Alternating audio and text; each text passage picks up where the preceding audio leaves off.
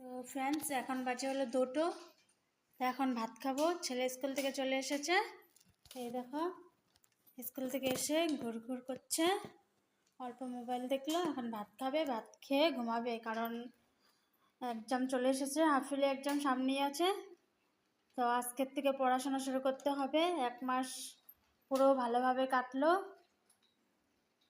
তো দেখো এখানে আমি কত জাবরা জমিয়েছি আজকে ঘরটা অল্প গুছালাম, তাই এত জাবরা জমে গেল।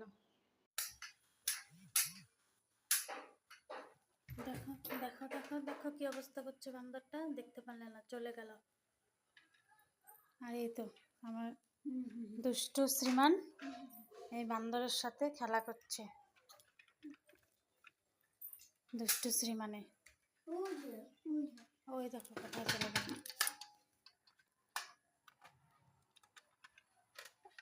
দেখেছো?